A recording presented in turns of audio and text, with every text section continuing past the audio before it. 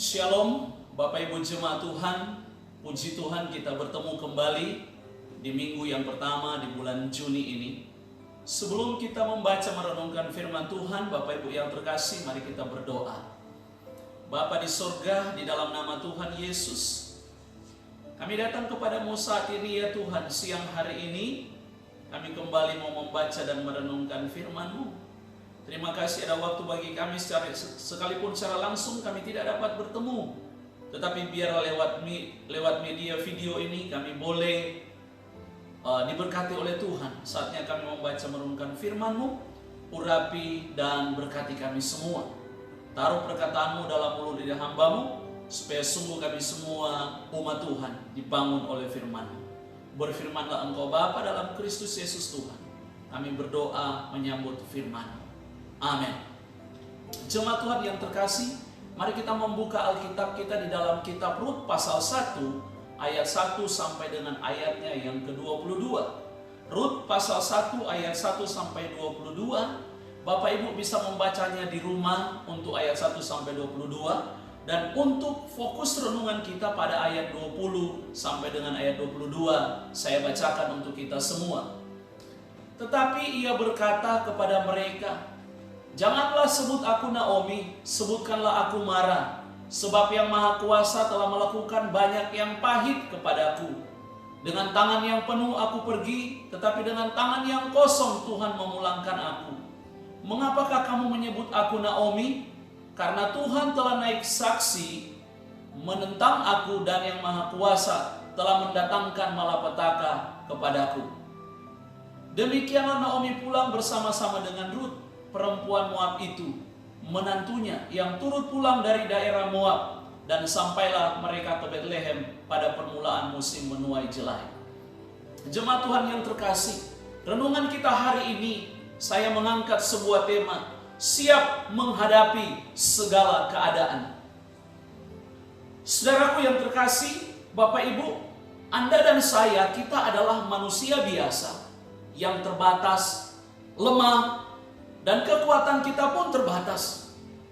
Sebagai buktinya, adakah di antara kita yang dapat mengontrol dan memprediksi apa yang akan terjadi hari ini ataupun besok?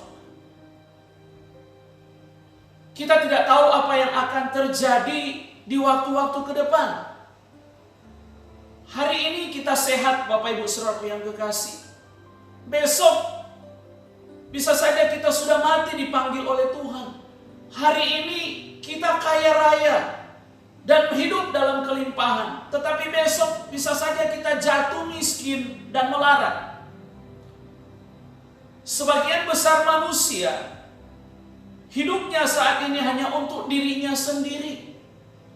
Mereka mulai merancangkan cita-citanya untuk kepuasan diri sendiri, mengejar kesenangan duniawi, berusaha dengan kekuatannya yang terbatas, hendak meraih segala yang ditawarkan oleh dunia. Manusia lupa bahwa kematian bisa datang kapan saja dan tanpa perlu diundang. Manusia lupa bahwa hidup ini singkat, seperti apa yang Yakobus katakan, hidup kita seperti uap yang sebentar saja kelihatan lalu lenyap. Saudaraku yang terkasih, memasuki tahun 2020, manusia berharap keadaan di tahun 2020 ini akan lebih baik kenyataannya, keadaannya dari tahun-tahun yang sudah kita lewati, yang sudah manusia lewati. Tetapi kenyataannya, Bapak Ibu Saudaraku yang kekasih, keadaannya berubah. Tuhan mengizinkan dunia dilanda oleh coronavirus disease atau COVID-19. Virus yang ukurannya super kecil, Bapak Ibu, tetapi dampaknya luar biasa. Jutaan orang sampai hari ini masih dirawat di rumah sakit. Jutaan orang sampai hari ini masih dikarantina dan dipantau. Ratusan ribu orang meninggal. Banyak perusahaan-perusahaan yang pahit dan terancam bangkrut, Bapak Ibu. Bahkan banyak orang yang kehilangan lapangan pekerjaan. Terjadi krisis ekonomi, bahkan krisis-krisis yang lain. Aktivitas manusia, aktivitas kita, ruang gerak kita pun dibatasi dan menjadi terbatas. Kita dituntut harus siap untuk menghadapi segala keadaan. Dan pembacaan Alkitab kita hari ini berbicara tentang keluarga Elimelek dan Naomi. Atas penentuan Tuhan, saudaraku yang terkasih, di zaman para hakim-hakim, Israel mengalami kelaparan. Keluarga Elimelek dan Naomi, mereka tinggal di desa Efrata, Betlehem, Yehuda. Mereka akhirnya pindah ke Moab, di daerah Moab. Dan mereka mau menetap di sana, saudaraku. Jemaat Tuhan yang terkasih, ketika mereka berada di Moab, sesuai dengan apa yang mereka harapkan, keadaan pun berjalan. Dan mereka mengalami perbaikan kehidupan di sana. Tetapi itu tidak berlangsung lama, Bapak Ibu Saudaraku yang terkasih. Atas kehendak Tuhan, maka Mahlon dan Kilion, mereka mengambil perempuan-perempuan Moab, yaitu Orpa dan Rut sebagai istri mereka. Waktu berjalan, dan akhirnya Elimelek pun meninggal. Disusul oleh Mahlon dan Kilion pun meninggal. Sehingga Naomi beserta dengan kedua mantunya, mereka menjadi janda. Saudaraku yang kekasih, dengan kenyataan ini Naomi dituntut harus siap untuk menghadapi segala keadaan yang Tuhan izinkan dialami oleh Naomi. Demikian pula dengan kita. Kita harus siap menghadapi segala keadaan yang terjadi saat ini. Maka berkat apa yang bisa kita peroleh dari peristiwa Naomi khususnya? Mari kita perhatikan ayatnya yang ke-20. Firman Tuhan berkata, tetapi ia berkata kepada mereka, janganlah sebut aku Naomi, sebutkanlah aku Mara. Sebab yang Maha Kuasa telah melakukan banyak yang pahit kepadaku. Saudaraku yang kekasih, ayat 20 sebagai poin yang pertama. Apa yang Tuhan buat itu baik adanya. Arti nama Naomi dalam bahasa Ibrani berarti kesukaan. Ketika Naomi dan Rut masuk ke kota Betlehem, perempuan-perempuan Betlehem pun berkata, bukankah itu Naomi? Mereka saling sahut menyahut satu dengan yang lain. Iya, itu Naomi. Itu Naomi. Naomi pun menjawab atas pertanyaan mereka. Jangan panggil aku Naomi, tetapi panggil aku Mara. Sebab yang Maha Kuasa telah melakukan banyak yang pahit kepadaku. Kata Mara dalam bahasa Ibrani berarti pahit. Keadaan yang pahit diizinkan Tuhan dialami oleh Naomi, sehingga dia mengganti namanya menjadi Mara. Rasa pahit yang dialami Naomi mungkin dirasakannya sampai ke dalam jiwanya. Mungkin ada di antara kita yang sedang mengalami keadaan-keadaan yang pahit. Keadaan dan situasi ini, Bapak Ibu Saudaraku yang kekasih, oleh kita mungkin terasa dalam tanda petik sudah cukup pahit. Kita pun mulai bertanya kepada Tuhan, Tuhan, kapan keadaan yang pahit ini akan berakhir? Tolong Tuhan, akhiri kenyataan pahit dalam hidupku ini secepatnya. Saudaraku,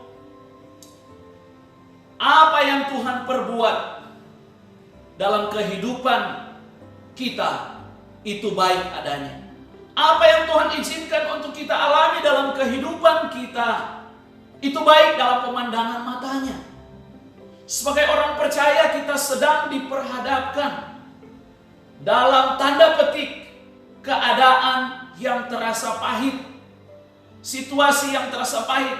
Bahkan sebagian besar orang saat ini mungkin sedang bersungut-sungut seperti bangsa Israel dalam peristiwa di Mara dan di Elim. Mereka bersungut dengan keadaan kehausan dan diperhadapkan dengan air yang pahit. Kejadian pasal 15 ayat 23 sampai 24. Sebaliknya Musa berseru-seru kepada Tuhan, dan Tuhan menunjukkan sepotong kayu kepada Musa. Musa mengambil kayu itu dan melemparkan ke air. Air itu pun menjadi manis. Jemaat Tuhan yang terkasih, dalam keadaan, dalam tanda petik terasa begitu pahit, kita harus yakin bahwa keadaan yang pahit yang kita alami, bila Tuhan bertindak akan menjadi manis.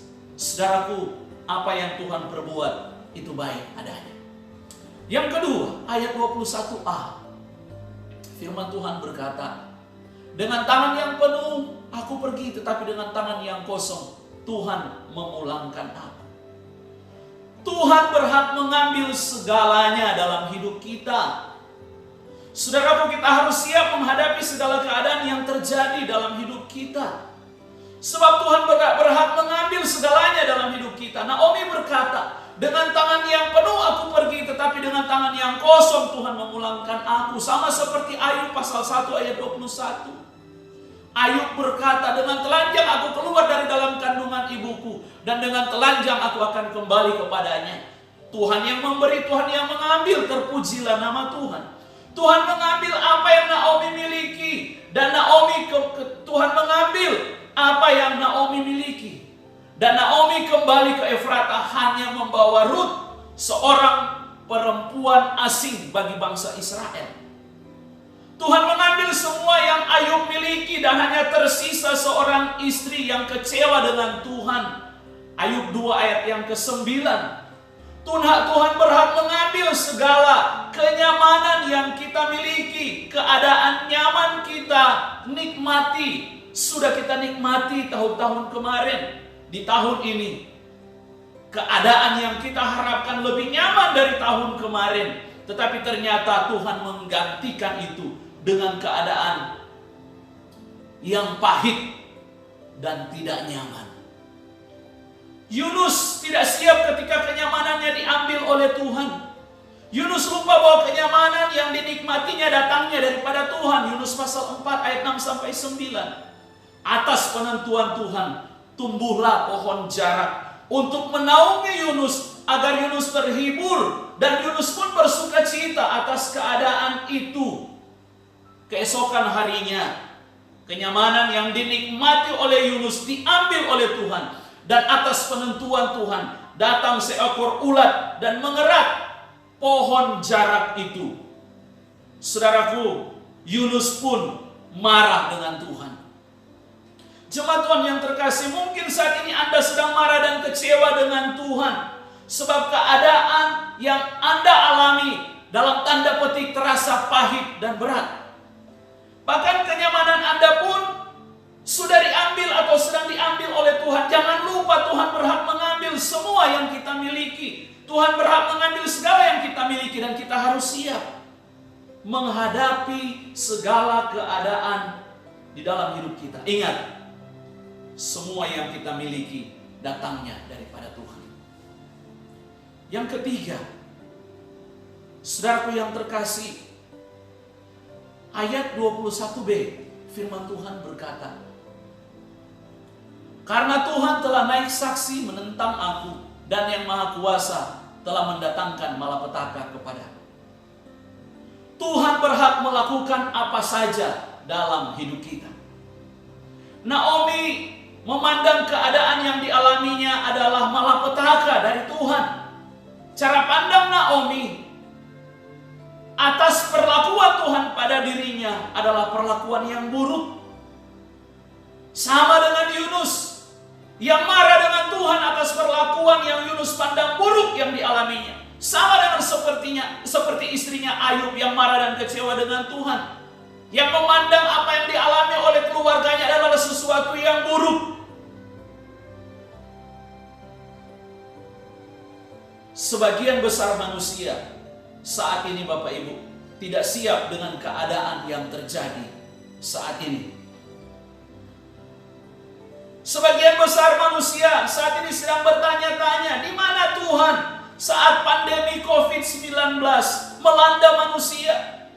Bahkan banyak orang Kristen bertanya, masih berlakukah mujizat saat ini? Saudaraku yang terkasih, saya mau katakan, Tuhan berhak melakukan apa saja di atas dunia ini. Tuhan berhak melakukan apa saja dalam hidup kita, sekalipun itu dalam tanda petik buruk dan pahit dalam pandangan mata kita. Bagi kita orang percaya, anak-anak Allah, firman Tuhan memberi jaminan kepada kita. Mazmur 91 ayat 10. Malapetaka tidak akan menimpa kamu dan tulah tidak akan mendekat kepada kemahmu. Sebagai kesimpulan kita Bapak Ibu Saudaraku yang kekasih, yang pertama, sebagai orang percaya dan manusia biasa, kita harus siap menghadapi segala keadaan yang Tuhan izinkan terjadi dalam hidup kita, sekalipun itu buruk dalam pandangan mata kita. Yang kedua, jangan pernah berhenti berseru kepada Tuhan dalam segala keadaan, sebab keadaan pahit dan buruk yang kita alami mampu diubahkan Tuhan menjadi manis untuk kita nikmati. Yang ketiga, percaya, imani dan pegang setiap firman Tuhan, karena firman Tuhan itu jaminan bagi kita orang-orang percaya. Amin. Mari kita berdoa. Bapa, kami bersyukur buat firman-Mu yang boleh memberkati kami hari ini. Kami bersyukur Engkau mengingatkan kami untuk siap menghadapi segala keadaan yang ada.